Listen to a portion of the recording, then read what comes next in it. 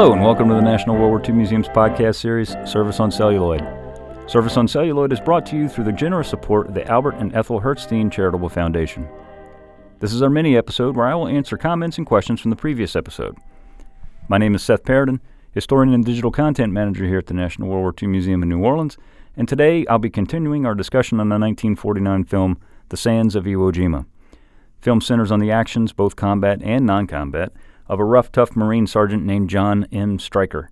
Stryker is a rifle squad leader of Marines during the battles for Tarawa and later Iwo Jima. Sands of Iwo Jima stars the Duke, John Wayne as John Stryker, John Agar as Pete Conway, Forrest Tucker as Al Thomas, Wally Castle as Benny Ragazzi, and many more. Sands was directed by Alan Dwan and written by Harry Brown and James Edward Grant. The film was nominated for 4 Academy Awards, including Best Actor for John Wayne, but it won none of them. Yeah, well, I can't think of any place that'd be worse because you couldn't see them. And the only way to kill them was with explosives and flamethrowers.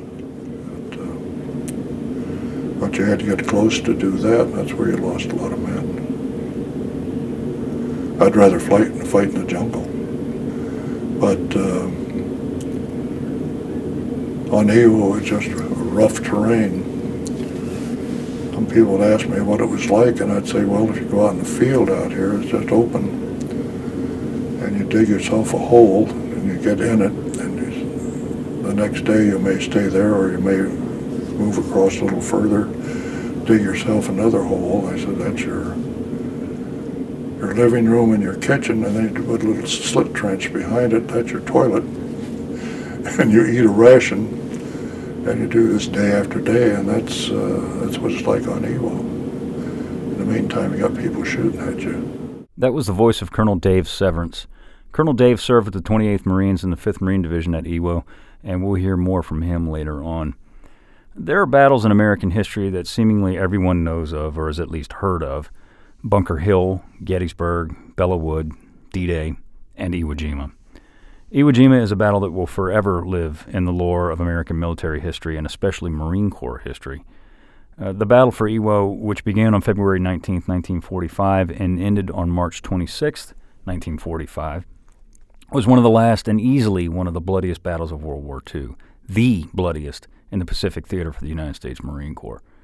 It's the one battle in the Pacific Theater in which the invaders' casualties, that being us, obviously, were actually higher than the defenders' casualties. And that's rather astonishing if you think about it. American casualties from Iwo Jima stand at just over 26,000. That's killed, wounded, and missing. Japanese casualties stand in, you'll never know an exact number, but they stand roughly somewhere between 17 and 18,000 dead. Only 216 Japanese were taken prisoner on Iwo Jima. 3 Marine divisions fought on Iwo, the 3rd, the 4th, and the 5th Marine divisions to be exact. The 3rd and 4th divisions were combat-tested, battle-hardened divisions. The 3rd had been at Bougainville. The 4th had been all over the place. They'd been at Roy Namor. They'd been at Saipan. They'd been at Tinian. But the 5th Marine Division, which landed on D-Day on February 19, 1945, alongside the 4th, was not. The 3rd Division came in later. They were floating reserve. They came in later when the casualties had been when the Marines had realized that the casualties were so staggering that they needed the reinforcements from the 3rd. The 5th Marine Division was a brand new division, having been formed at Camp Pendleton in 1944 and shipping overseas in late 1944 to Hawaii for more training and then entering combat for the first time when it stormed the Black Sands of Iwo Jima in February 45. While the 5th Marine Division was mostly filled with new recruits, it had a very strong core of NCO cadre. Of course, the NCOs are non-commissioned officers. Those are your sergeants and corporals and the like. Cadre are servicemen who generally served in other units and had seen combat before, and as a result were placed in new units to form a tested group of internal leaders. The 5th Marine Division was filled with veteran cadre. And I guess you could say thereby making the brand new unit a sort of kind of battle-tested unit thanks to its internal leadership group. A great deal of cadre in the 5th Marines, or 5th Marine Division rather, were Marines who'd seen action at places like Guadalcanal and Tarawa, like you see in the movie. Many of the vets in the 5th were former members of the famous 1st Marine Division, guys like John Basilone being one. Others were veterans of the now disbanded Marine Raiders, guys like Flag Raiser Mike Strank. He served with the 3rd Raider Battalion at Bougainville in 1943, in combat, obviously. Still others were men who had served earlier in the war with the 2nd Marine Division at Tarawa. And if you remember in the movie, John Stryker, our hero, played by the Duke here, served at, he says, he served at Guadalcanal, and of course we see him serving at Tarawa. And of course the unit that landed at Tarawa was the 2nd Marine Division. So it was entirely possible that somebody would serve in the 5th at Iwo after having served at Guadalcanal and Tarawa. And I happen to know a guy who did that very thing. One of those veteran cadre members in the 5th Marine Division was a man named Jim Goodrich. Jim enlisted in the Marine Corps at the ripe age of 16, thanks to his ability to convince the recruiter that he was 17 and also getting his father to sign for him. He first saw action at Guadalcanal as a B.A. Arman towards the end of the campaign, and then he saw all 76 hours of bloody action at Tarawa in November 1943. After the Tarawa operation was completed, Jim was sent home after serving his 2 combat campaigns, thinking that his fighting days were over. I remember him telling me that he thought he was going to become a DI because he was sent to San Diego. He thought he was going to become a DI and he wouldn't see any more combat, and man, was he wrong. On New Year's Day 1944, Jim was assigned as cadre to the brand new and still forming 5th Marine Division. Happy New Year. Jim landed on D-Day at H Hour and was in the first company to get all the way across the island. His company cut the island in 2 at its narrowest point that afternoon on D-Day. Casualties were such that as the campaign went on, Jim's company was desperate for replacements. So let's hear what Jim has to say about the casualties on Iwo Jima and the replacements that he received. Here, everybody else was older than I was, but I had 2 combats under me that they didn't have. I was 18. Going on 19, almost 19, and I've lost so many men. They were sending truck drivers up, band men that had been in a band, and truck drivers, like I said, cooks, and everything up there for replacements. Well, they hadn't been trained with us, So you can't look out and tell them, about things that they should know, But I had this one guy that was a truck driver they sent up there, and I told him, I said, when you get, if somebody fires at you, a machine gun fires, hit the deck. But I said, don't get up in the same spot, either roll to the right or roll for the left before you get up again. And he didn't do it. He hit the deck and got up in the same spot. And they just ripped him across the chest there then. But you can only, you can't train a guy in combat like that.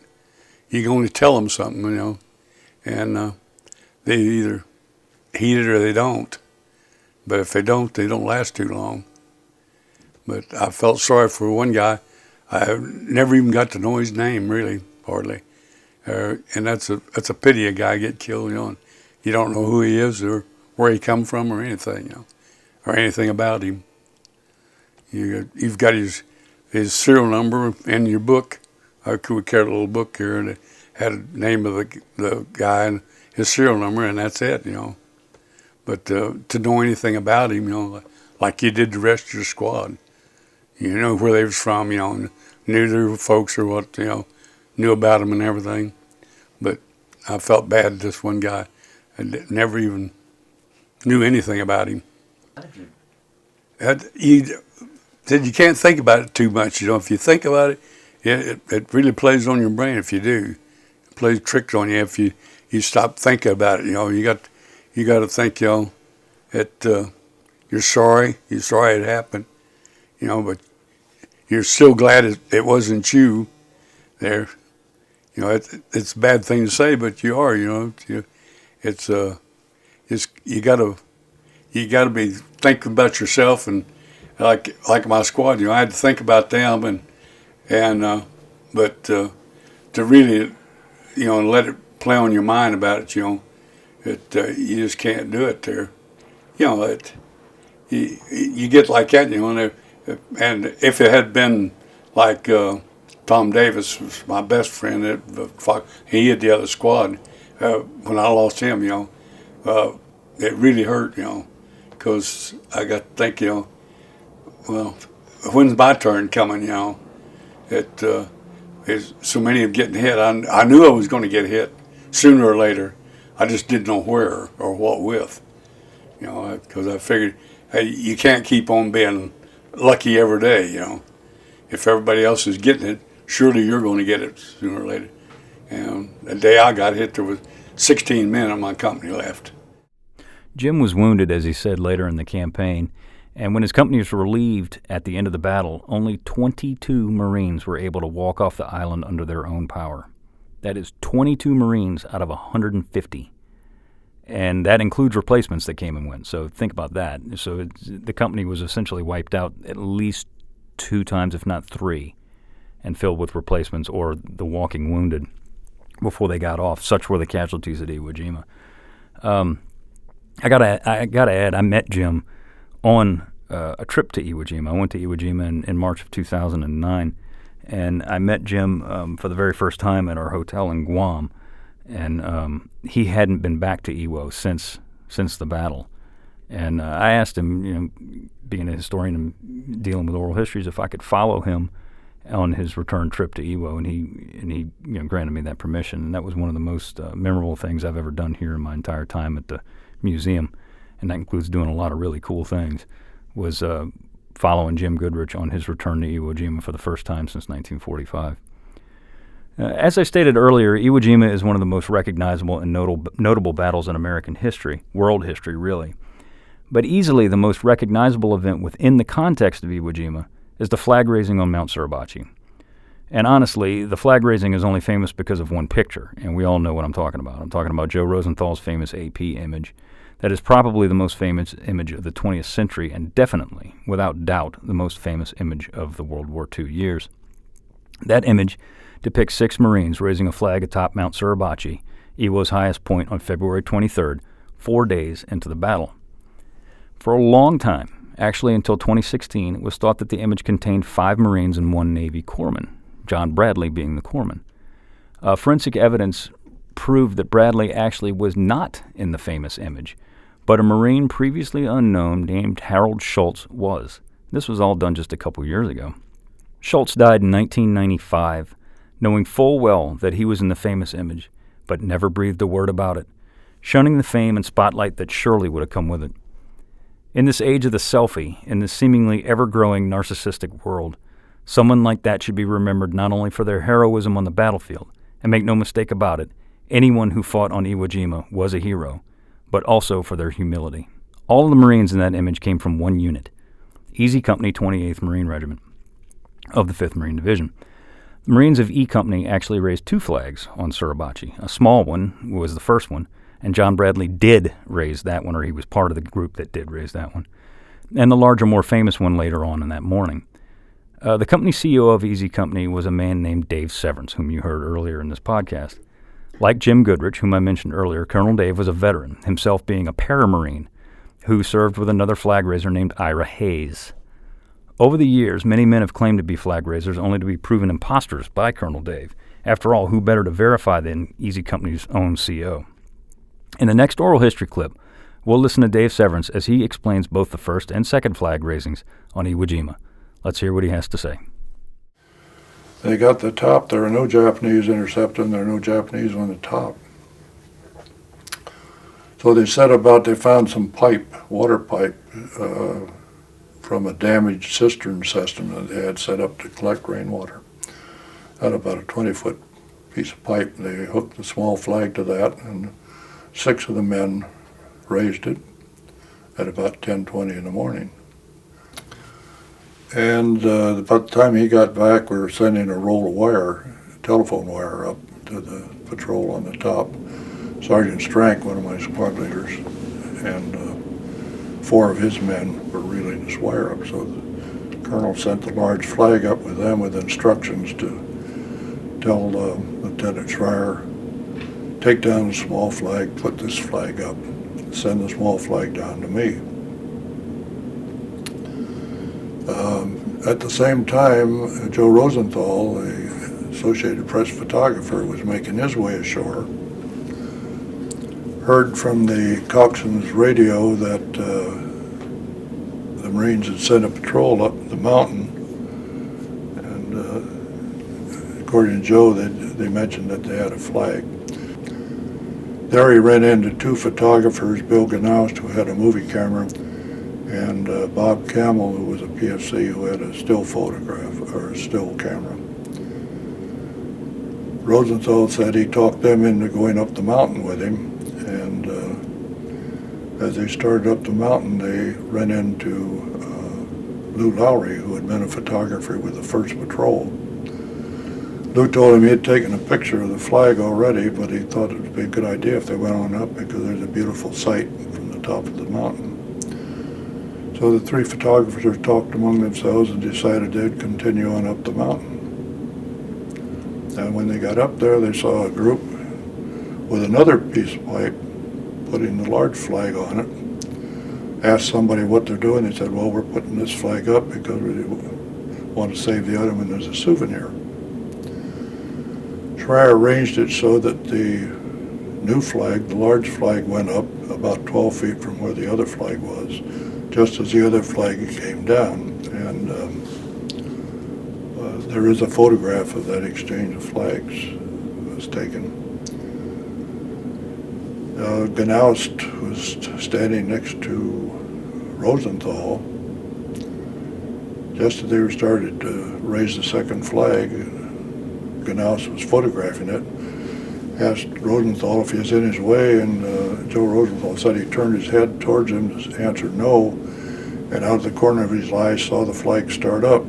So he swung around, sighted as he, with his camera, snapped one shot. Didn't know whether he got a picture or not. And he wouldn't know until he got back to Guam about 9 days later. And certainly, without doubt, without argument, this is not an arguable thing, that the flag raising on top of Mount Suribachi is probably the most famous moment in Marine Corps history, but it's something that unites people when they see it. It really is. It's a beautiful picture. It's a beautiful statue if you've ever seen it in Washington, D.C. After witnessing the flag raising, the first flag raising, I might add, on Mount Suribachi, Secretary of the Navy James Forrestal said, and I quote, "The raising of that flag means a Marine Corps for the next 500 years," unquote. The battle for Iwo Jima is one that will stand in the collective memory of Americans, hopefully, long after the last survivor has passed from this world. It was truly a vicious, brutal fight, and one that should be remembered by all of us here in this country. The brutality and ferociousness of the fighting can be seen in the amount of medals of honor that are awarded for combat on Iwo Jima. Anyone who knows the United States Marine Corps and knows their history also knows that the Corps doesn't hand out very many awards. They don't just pass them out like a deck of cards. Yet for Iwo Jima, the Corps and the Navy decorated 27 servicemen with the nation's highest award for gallantry. 5 of the Medals of Honor were awarded to Navy servicemen, 4 of whom were acting as corpsmen with the Marines in combat. The remaining 22 Medals of Honor were awarded to the Marines, who fought on Iwo Jima, 3rd, 4th, and 5th Marine Division. 14 of the 27 Medals of Honor were awarded posthumously. Admiral Chester Nimitz said when referring to the fighting on Iwo Jima, and I quote, "Uncommon valor was a common virtue," unquote. Semper Fi. Thank you so much for listening. Tune in next week when we discuss the 1958 submarine picture, Run Silent, Run Deep. If you'd like to listen to the oral histories featured here today, please visit our digital collections at www.2online.org. That's www.2online.org. You can follow us on Facebook, Instagram, and Twitter at Service on Celluloid. Be sure to rate and review us on iTunes if you like what you hear. I'd like to thank everyone who made this podcast possible, our producer, Tessa Jager, and our sound engineer, Jeremy Burson. This has been a production of the National World War II Museum.